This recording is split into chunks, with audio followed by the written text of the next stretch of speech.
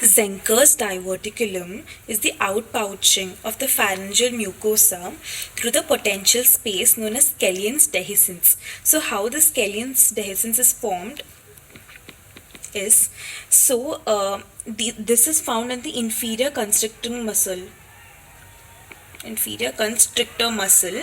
which is a circular muscle of the pharynx. So in the inferior constrictor muscle there are two types of fibers. Those are the oblique fibers and there are transverse fibers.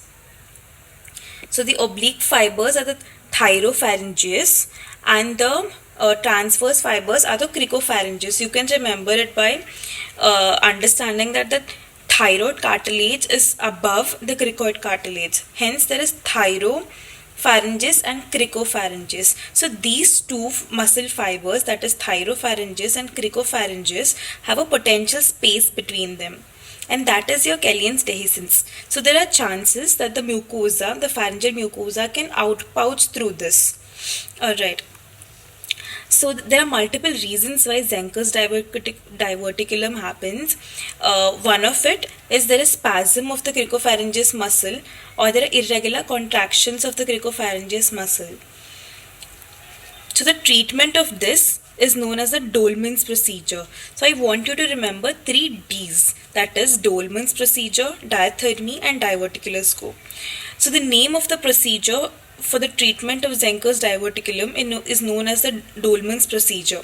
So it is done using a diathermy, which is a kind of cautery, and using a diverticular scope, which is a type of endoscope. So what you're basically doing is, so this is your pharyngeal pouch, that is your Zenker's diverticulum. This is a Zenker's diverticulum. You can now see that this is the pharynx, and its continuation, this is the esophagus. So the pharynx has outpouched through the Scallions dehiscence. So it is outpouched. This is the lateral section of it. So this is the pharyngeal pouch. Now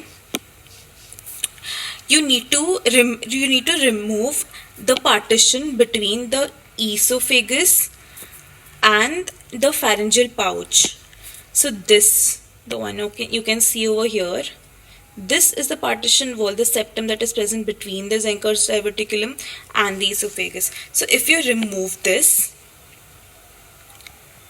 it becomes continuous with esophagus. So now you do not have an outpouching, you have a continuous pathway now. So this is known as Dolman's procedure. Alright, the first D. And second, this is approached, the esophagus and the pharynx, the pouch is approached through the scope, that is your diverticular scope. Makes sense because it's a diverticulum. And it is removed, this part which was there earlier is removed by diathermy, that is an electric cautery that uses electrical energy and heat and burns this tissue off. Alright.